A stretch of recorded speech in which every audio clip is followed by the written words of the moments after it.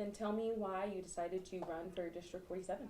I decided to run to represent the people well. I originally got involved in politics in the educational system, being very heavily involved with Columbia Public Schools. Attended a lot of board meetings and just seen that with my experience there, that the state could do some things more to help education in general. And so, what are some of your, I guess I should start by asking you, how has your campaign been going so far? And when you're talking with voters, what have they been telling you? Good. I think that we're getting the momentum we need. When I'm talking to people, I mean, we are focused on independence. We're trying to talk to them to get them to show up to the polls and vote for me. And so we're hearing pretty good. I haven't been getting any doors slammed in our faces or anything like that. I think it's been a pretty good campaign so far. So you mentioned you're one of your heavy focuses would be on education and bettering education. What are some of the other things that your platform kind of stands for? I have a passion in the energy industry. I think I tend to look forward in the future and see trends in our electrical grid here in Columbia. I think could be improved. I think that there's some things that are happening at a city level that I think may be hampering that. And so I want to kind of bring a coalition together of people to try to get a reliable energy source in mid-Missouri here, nuclear power being that energy source. I think it's a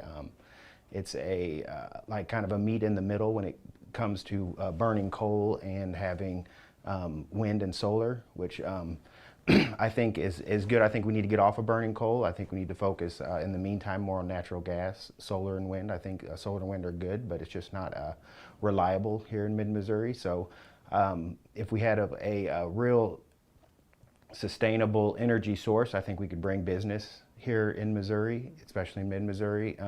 We already kind of embrace nuclear here in mid-Missouri with the Callaway power plant and the medical research reactor on MU campus.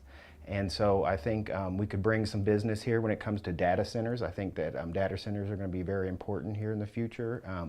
And they take massive amounts of energy, but it has to be reliable energy. So I think overall it would just help our grid so we don't end up having power shortages, and we're just real reliable when it comes to our energy.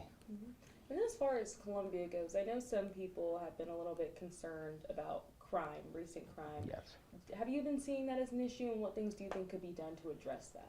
Yeah, I think it's a lot on the forefront of people's minds. I know Columbia invests heavily in our parks and recreation areas, and a lot of them have kind of been overrun by panhandlers and things of that nature here lately.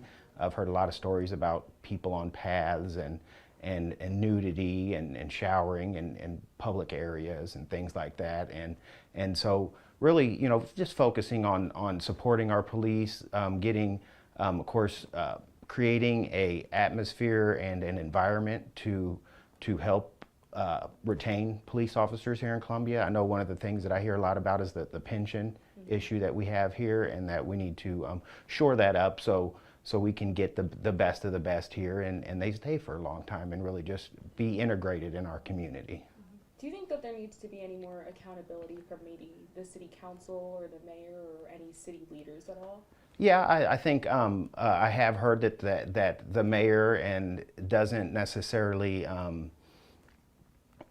support the police like she should. I think some of the pension issues comes from city council, and so I think I did hear here recently that the city manager is talking about having more police officers in our parks and on our trails and stuff. I think that was just released a few days ago. So I think they understand that there is an issue, and but we have to be able. Right now we don't really have those extra officers, so we really need to focus on retaining officers and creating an environment that really supports them and keeps them here long term. As far as homelessness goes in Columbia, do you see that as an issue, and do you think that more needs to be done to maybe get them more resources, or how we can get that under control if you do find it an issue? Yeah, absolutely. I think it is an issue. I mean, I've been here for 35 years. I've seen the panhandling escalate, and just it's becoming on every single corner almost. And so I think we really need to focus on community outreach and to get everybody on board that we want to help people that are in need, but there's a problem with just giving people cash on the side of the street. I think that enforces their addictions and some of their poor spending habits. I think we can cause overdoses, right? I mean, you know, you want to help somebody, but at the same time, you don't want them to use your help to overdose or to just cause harm to themselves. And so we really need to focus on getting people to the help that they need. We have a lot of organizations, nonprofit organizations, churches, and community groups that really do help with the homeless a lot.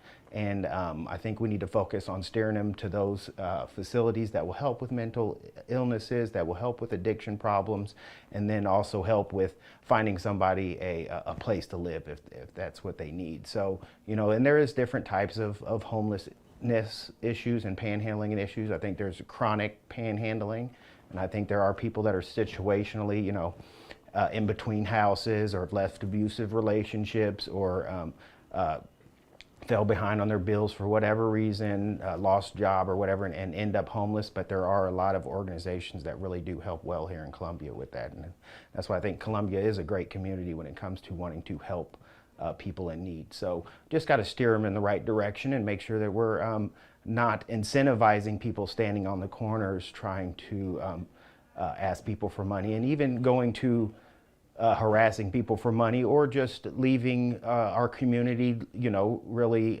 litter bound. There's a lot of litter, shopping carts filled with stuff on the side of the roads, on the side of the highways.